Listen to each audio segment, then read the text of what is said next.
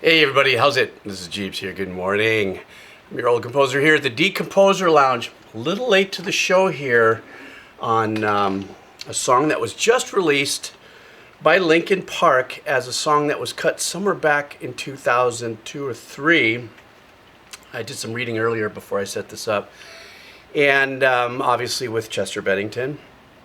But this is an unreleased track. And it's called Lost, and it is just blowing up on the internet, and it's also blowing up on the reactor sphere of the internet. So I'm late to the party. I'm an old man. It takes me a second to get my Depends on. I'm just kidding. But I look forward to listening to this because there's a lot of, side conversation about just the unique challenges of life as a whole and where we are in mental health and mental wellness and stuff, as well as, to me, though I don't know much about them except for the few songs that I've done on this channel. Of course, my head wasn't that much under a rock when they were blowing up, 20 years plus. But I will say before I start this, one of the more intriguing things about this band and their production was how they were able to blend, hybrid kind of DJ hip hop sounding arrangements with crunchy chords and the not the rapping. I want to call more of the metal slam poetry of certain performances, and of course Chester Bennington's voice, but just crunchy power chords, and just was something special about Linkin Park, as I'm sure I'm going to be reminded of right now. So I want to thank you guys for hanging out. You know where the links are for everything. Let's do this. This is the song is called Lost, and this is by Linkin Park. All right.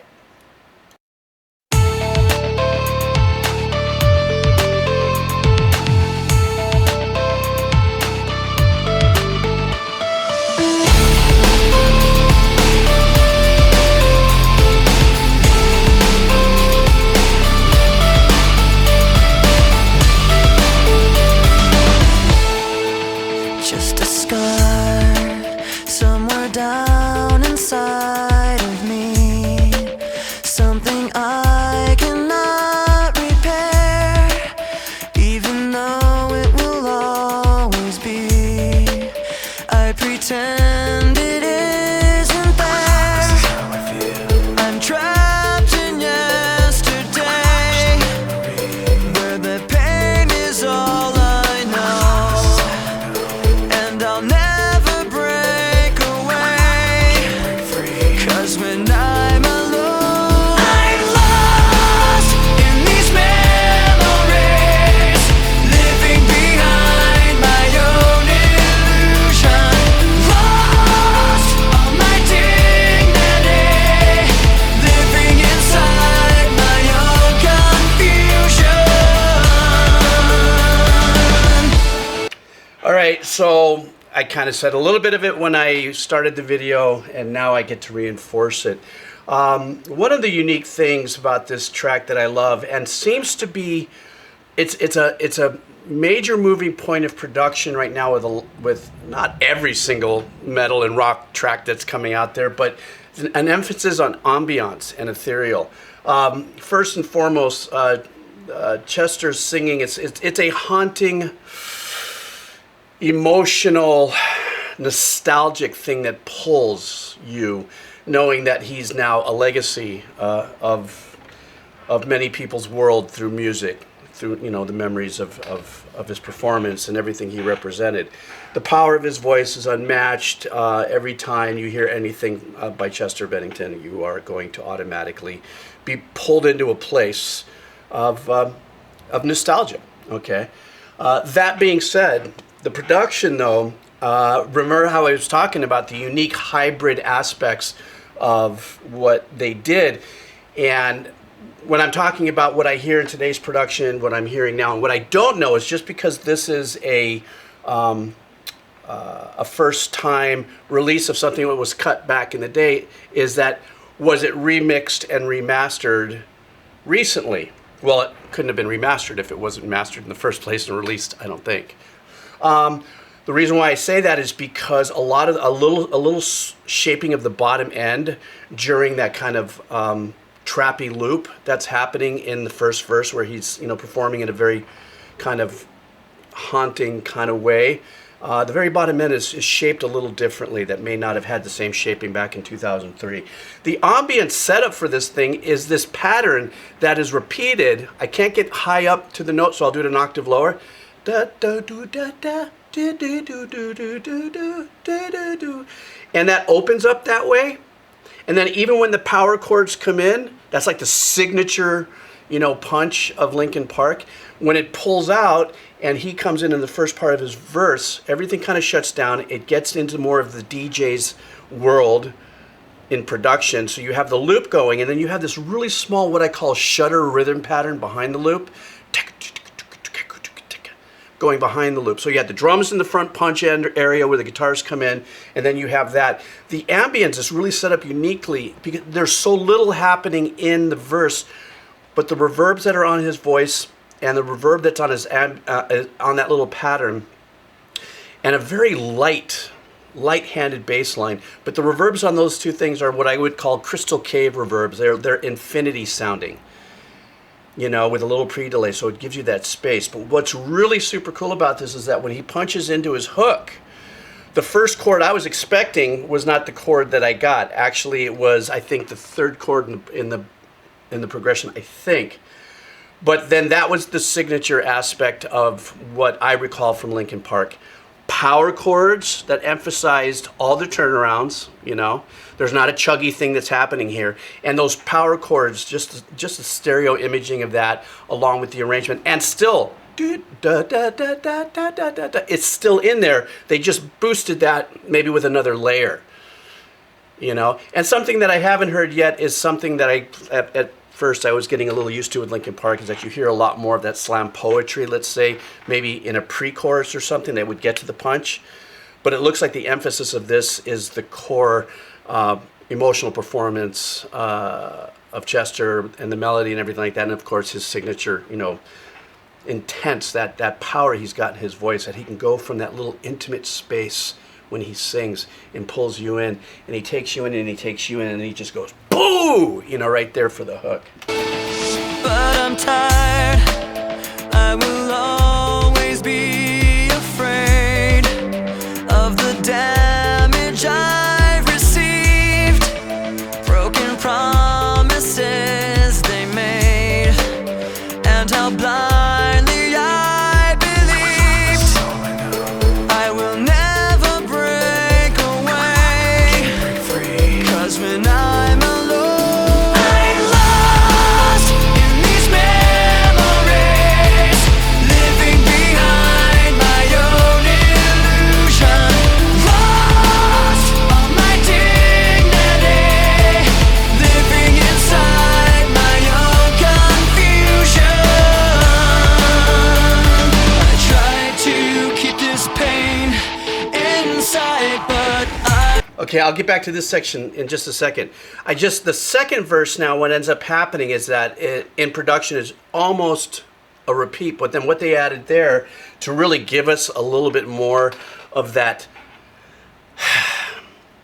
numbing ambiance, as far as I'm concerned, because of the also by the lyrics of it, is they added just these single note reinforcements of the changes that are happening with the bass, except it's this really wide, fat analog sound, which is kind of pulled back, which is also another signature thing of Linkin Park. Is I recognize what little I've listened to the music, is that they run and they really hold fast to more of an organic analog sound, be it maybe it's now modeled in a digital world, with all the new modules and stuff, but it's a very fat, warm sound.